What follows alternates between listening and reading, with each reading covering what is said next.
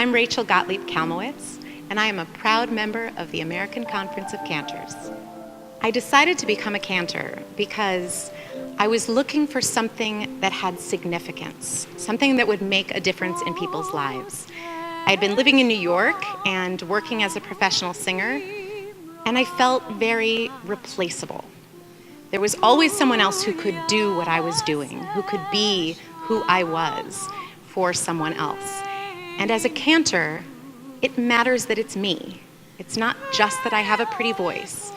It's that I am their cantor. I have a relationship with their family, and it makes a difference that I'm the one officiating at their simcha or at a funeral. And so it's about those relationships and the community that we've created. I love all kinds of Jewish music.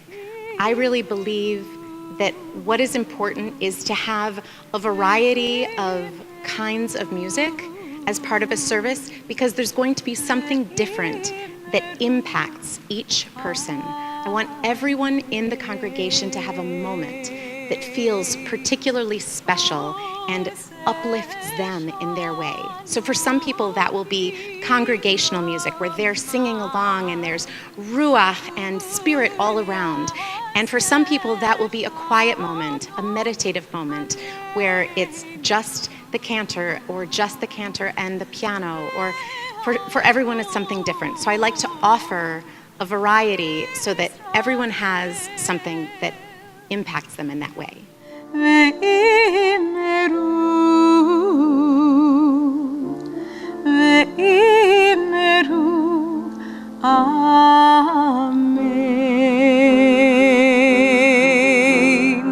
The first person who ever talked to me about the cantorate was Sam Adler.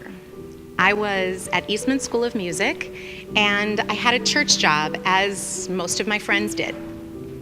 And I was starting to feel like I wanted to find a Jewish outlet. Growing up in Grand Rapids, Michigan, I had never heard of a cantor. We had a very nice man named Asher who helped lead services, but he was definitely not a cantor. And certainly there was no professional choir or anything like that. So I went to Sam Adler, who was the head of the composition department at Eastman, and I said, "Is there such a thing as a temple job?" And he said, "Well, yes, there is."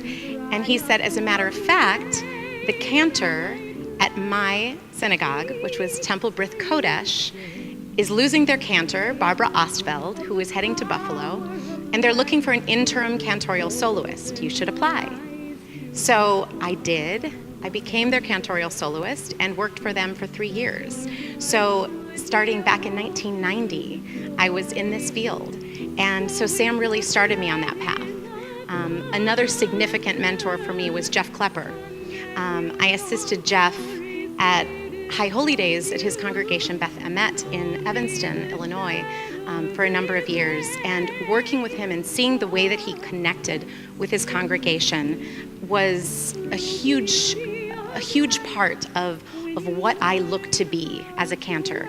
Not just up there singing, but really connecting with my congregation and having my energy feeding the energy of the congregation, having the congregation's energy feeding me, and that cyclical experience, I think, is so much of what it means to be a powerful prayer leader.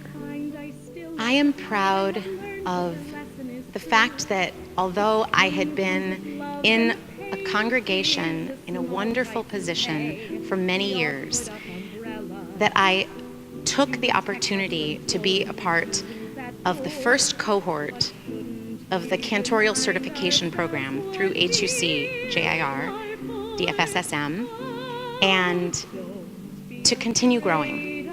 That I always want to be as good as I can be. I always want to continue growing, and I think that is the way we don't end up being stagnant. It's important to me to always be learning, to continue getting better at what I do, and to know your own weaknesses and acknowledge those, and instead of shying away from them, to move into them, to lean in and become a better person, a better clergy member, a better cantor. What I love about ACC conventions is getting to connect with colleagues. It is such an incredible joy to reconnect with people whom you haven't seen for a year, and it inspires me. Not only do I gain things from the workshops and from the services, but I leave here feeling inspired by what my colleagues are doing. And I think that that's mutual. I think we feed off of each other in these experiences, and it gives you an opportunity to take something back to your congregation, both the tangible, like a new piece of music or a new idea, but also it allows you to take back the joy and the community that we together form, this Reform Cantorate. And it's a really special experience. Sun that you long for is hidden from view, and only the shadows remain. So ACC membership has been something that I've been aspiring to for years. And as an associate member while I was studying, there was a certain sense of accomplishment. When I graduated last year, I really felt warmly welcomed into the ACC as a full member, and I feel proud of that. This year, I'm joining the executive board, and I want to help represent the conference in the broader Reform community.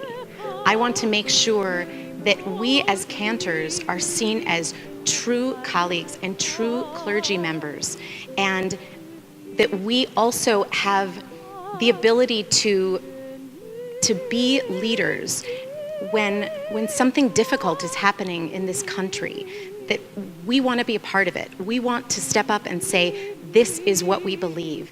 We have that capacity, and I want to help be a representative of the conference in that way.